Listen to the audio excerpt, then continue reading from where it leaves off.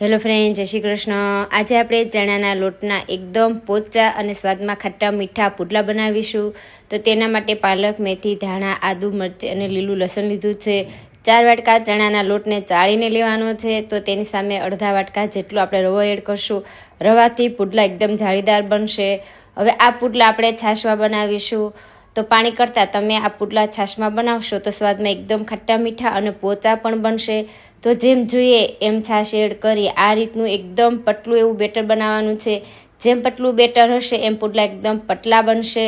તો આ રીતનું પતલું એવું બેટર તૈયાર કરી એમાં લીલું લસણ, લીલી ડુંગળી, આદુ, મરચાં, પાલક, મેથી, ધાણા ત્રણેય સરખા પ્રમાણમાં લીધા છે।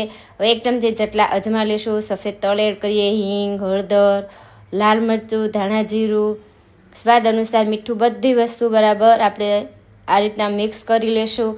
તો આ રીતનું બેટર થવું જોઈએ। તો આ ચણાના લોટનું બેટર તૈયાર છે। કોઈ પણ પેન અથવા આ રીતની નોનસ્ટિક પેનમાં, કોઈ પણ પેનમાં તમે પુડલા બનાવી શકો। તો નીચે થોડું તેલ એડ કરી અને બેટર એડ કરી અને પાથરી દેવાનું છે। તો તમને જે રીતે પાથરવું ફાવે, પુઠ્ઠાથી, ચમચાથી, તાવીથાથી એ રીતે ફેલાવી દેવાના છે અને પુડલાને બંને સાઈડ આ રીતના શેકાય એ રીતે એને શેકી લેવાના છે। પુડલા તમે કોઈ પણમાં બનાવશો એકદમ સરસ ઉઠલી જશે।